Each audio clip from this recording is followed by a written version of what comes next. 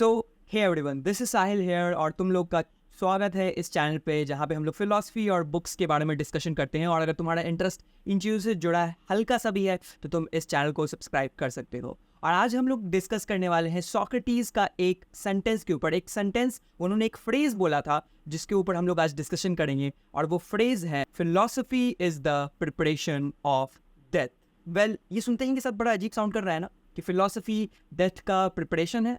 ये कौन सी बात हुई? ये काफ़ी ज़्यादा अजीब साउंड करता है कि सोक्रेटिस आखिर कहना क्या चाह रहे हैं इस पूरे सेंटेंस के माध्यम से कि फिलॉसफी डेथ के लिए प्रिपरेशन है। ये कोई बात में बात हुई? तो वेल, इसमें बहुत ज़्यादा डीप इंसाइटफुल बात है सोक्रेटिस की और उस जिसको हम लोग पॉइंट वाइज समझेंगे, जिसमें पहला पॉइंट मैं इंट्रोड्यूस करना चाहूँगा, philosophy as a pursuit of truth.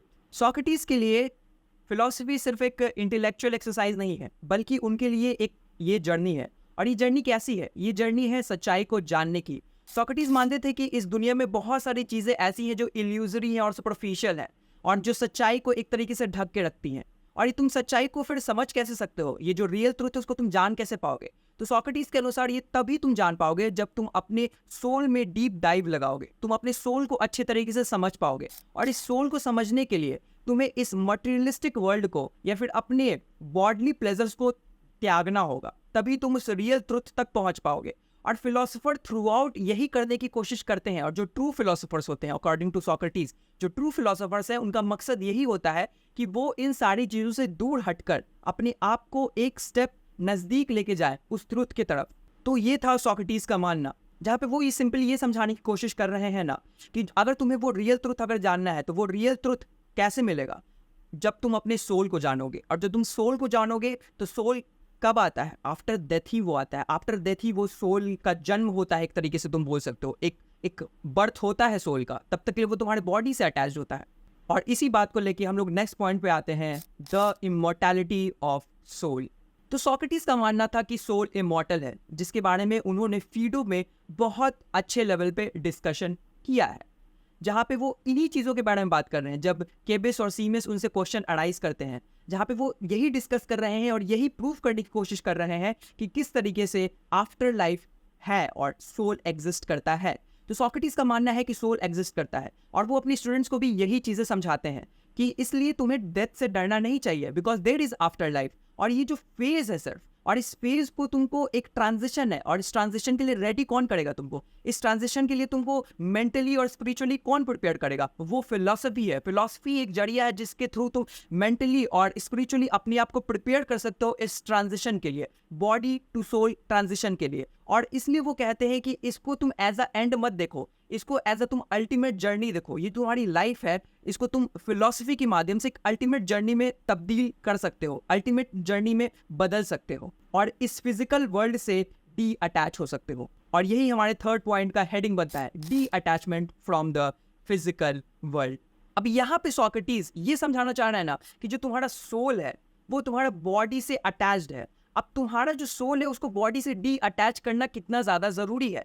Well, क्यों? क्योंकि अगर जब तक तुम्हारा सोल तुम्हारे बॉडी से अटैच रहेगा तो वो उन्हीं बॉडली प्लेजर्स में मगन रहेगा, उसे वही मटेरियलिस्टिक चीज़ें चाहिए होंगी। मान लो तुम सेक्स एडिक्ट हो तो तुम्हारा एडिक्शन सोल पे भी प्रभाव डालेगा। तो कल को जब तुम्हारा बॉडी मरता है, सोल बाहर निकलेगा तो वो उन्हीं सारी चीज़ों की तलाश में लगा रहेगा, उन्हीं बॉडली प्लेजर की तलाश में लगा रहेगा और वो कभी भी इस लाइफ एंड डेथ के साइकिल को ब्रेक करके आगे नहीं निकल पाएगा। और आई थिंक ये सनातनी फिलॉसफी से काफी ज्यादा मेल खाता है, और what ever it is called, जहां पे सोक्रेटिस बस सिंपली ये समझाने की कोशिश कर रहे हैं कि सोल का डी अटैचमेंट क्यों जरूरी है। क्योंकि पहली बात तो तुम्हें अगर जो रियल ट्रूथ जानना है वो मिलेगा आफ्टर लाइफ में, और अगर सोल तुम्हारा बॉडी से डी अटैच नहीं अच्छे तरीके से हो पाया तो उसका वापस से रीबर्थ होगा और वो इसी लाइफ साइकिल में फंस के रह जाएगा और कभी भी उस रियल ट्रूथ को नहीं जान पाएगा। इसलिए ये डी अटैचमेंट बॉडी का सोल से जरूरी है। Coming to the last point, death is the final examination for the philosopher. Well, क्यों? अगर तुमने बात के जो 3 पॉइंट्स उसको सही ढंग से समझा है तो इसका आंसर तुमको अपने आप मिल जाएगा। क्योंकि जो फिलोसफर्स होते हैं वो अपना पूरा लाइफ किस चीज़ में डेडिकेट कर रहे हैं? उस रियल ट्रुथ को जानने के लिए, उस सच्चाई को जानने के लिए। और जैसा कि अभी मैंने जस्ट एक पॉइंट को डिस्कस किया इससे पहले, D attachment of from the physical body, वो और ये पॉइंट काफ़ी क्लोजली कनेक्टेड है। डेथ एग्जामिनेशन फाइनल एग्जामिनेशन के रूप में क्यों देखा जा रहा है फिलोसफर के लिए? मान लो जो तुम्हारा बॉडी है जब वो मरेगा और सोल इस बॉडी को छोड़ेगा और उस समय उसके पास जो बॉडली प्लेजर्स है उसकी मांग वो करेगा, तो वो वापस किसी बॉडी में या फिर किसी और चीज में जाना चाहेगा। यानी उसका जो लाइफ और बर्थ का जो रिसाइकिल है वो फिर से स्टार्ट होने वाला है अकॉर्डिंग टू सॉक्रेटिस। एंड तब वो अपनी इस बॉडी को अच्छे ढंग से एक तरह समझ लो ट्रूली नहीं छोड़ पाएगा। तो फिलोसफर का काम क्या है? वो जिंदगी भर अपने आप को कोशिश करता है कि जितना हो सके अपनी इस बॉडी से डी अटैच करके रखें हम अपने आप को, ताकि हम उस जब फाइनल एग्जामिनेशन मेरा है जहाँ पे वो डेथ को एक फाइनल एग्जामिनेशन के रूप में दिखा रहे हैं, जब वो फाइनल एग्जामिनेशन आएगा तो मैं इस बॉडी को पूर्ण रूप से छोड़कर आगे निकल जाऊंगा और उस रियल सच और उस रियल सच्चाई की तलाश में आगे बढ़ पाऊंगा। तो ये था होल पॉइंट सॉक्रेटिस का इस फ्रेज के थ्रू कि philosophy is the preparation for death. और ये था मेरा अपना एक्सप्लेनेशन इस फ्रेज के लिए।